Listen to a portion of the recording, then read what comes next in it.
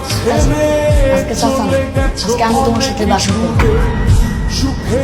কি তুই আমার সাথে রাত্রে থাকবি? তোর মতো এইটুকু ছেলে আমাকে এইসব কথা বলে? সাহস কি করে হলো আমাকে এইসব কথা বলার? দাঁড়া, তোর চাচাকে আমি এক্ষুনি টাকা দিচ্ছি। চাচি, চাচা বাসা বুঝলেও লাভ হবে। চাচি, চাচা লাভ করে দেবে।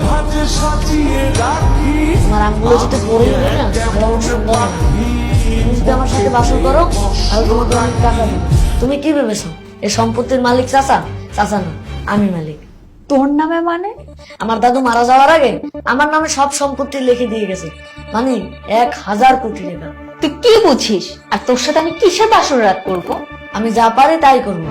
এখন তুমি বলো, চাচার বাসর আমার সাথে করবে কিনা?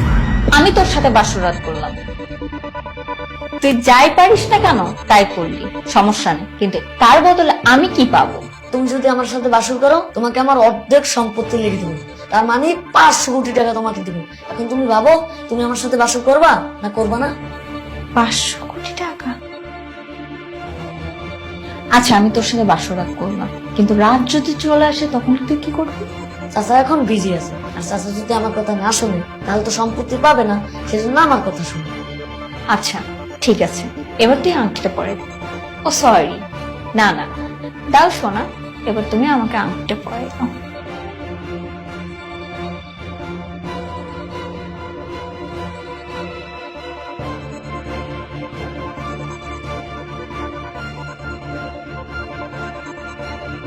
আরে বাহ, চমৎকার।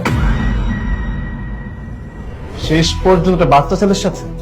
ছি ছি ছি ছি ছি, আমার বিয়ের প্রথম রাতে আমার স্ত্রীকে আমি দেখলাম একটা বাচ্চা ছেলের সঙ্গে সে রাত কাটাতে যাচ্ছে। আমার না লজ্জা করছে এখন, আমার এতটাই লজ্জা করছে যে তোমার সাথে কথা বলার মতো কোনো মুডই আমার কাজ করছে না। আরে রাজ, তুমি ভুল বুঝছো, ওরকম কিছুই না। ও ছোট মানুষ তো, আজকে রাতটা আমাদের সাথে থাকতে চেয়েছিল, এই জন্য আমি ওকে নিয়ে বিছানাতে শুতে যাচ্ছিলাম। প্লিজ পরশ, আর একটা কথা বলো, তোমার কি মনে হয় আমি কি বোকা? আমার কপালে লেখা আছে আমি বোকা? তুমি সবকিছু করে যাবে আর আমি কিচ্ছু জানবো না? এই সবকিছু আমাদের সাজানো নাটক ছিল। শুনলে তো, এখন কি বলবো? তুমি সামান্য কিছু সম্পত্তির লোভে একটা বাচ্চা ছেলের সঙ্গে রাত কাটাতে যাচ্ছিলে, তাও আবার কি আমার বিয়ের প্রথম দিনে, প্রথম রাতে আমার স্ত্রীকে দেখলাম একটা বাচ্চা ছেলের সঙ্গে রাত কাটাতে যাচ্ছে। ছি ছি ছি ছি, এখন আমি বুঝতে পেরেছি তোমাকে টাকা দিলে তুমি একটা রাস্তার কুকুরের সঙ্গে রাত কাটাতে একটাবার চিন্তা করবে। আজকে তো আমাদের বাসর রাত, তুমি আজই কিভাবে জানলা যে আমি লোভী? বাসর রাত? আমার আর বাসর রাত হয়েছে? আমি যখন তোমাকে বিয়ে করে নিয়ে এসেছিলাম না, তখন তোমার বাড়ির লোকে বলছিল তুমি নাকি অনেক স্বার্থপর, অনেক লোভী একটা মানুষ। আমি কারো কথা বিশ্বাস করিনি, কারণ তোমাকে আমি বিয়ে করেছি। কিন্তু হ্যাঁ, বিশ্বাস করিনি তার মানে যে ভুলে গিয়েছি বিষয়টা এমন না, মাথায় রেখেছি। ভেবেছিলাম একটা ট্রাই করে দেখবো যে আমি যাকে বিয়ে করেছি সে মানুষ হিসাবে কেমন। আর যদি মানুষের কথা সত্য হয় তাহলে তার সঙ্গে আমি সংসার করব, আর যদি মানুষ মিথ্যে হয় পৃথিবীর সব থেকে শ্রেষ্ঠ ভালোবাসা আমি তাকে দিব। কিন্তু হ্যাঁ, শেষ পর্যন্ত আমি হয়তো হেরে গিয়েছি, তুমি ঠিকই জিতে গিয়েছো। তোমার মনুষ্যত্বের কাছে, তোমার নোংরা মনুষ্যত্বের কাছে তুমি ঠিকই জিতে গিয়েছো। কিন্তু আমি তোমাকে বিয়ে করে যে ভুল করেছি, শুধু শুধু নিজের গায়ে একটা কলঙ্কের দাগ লাগানো, আর কিছুই না। রাজ, তুমি আমাকে ক্ষমা করে দাও, আমি আর লোভ করব না। আমার জীবনের সব থেকে বড় ভুল হচ্ছে লোভ করা। আমি আর লোভ করব না, প্লিজ আমাকে মাফ করে দাও তুমি।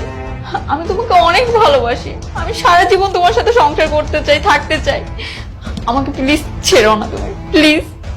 দেখো পরশ, তোমাকে ক্ষমা করা আমার কোনোভাবেই সম্ভব না, কোনো অপশন নেই।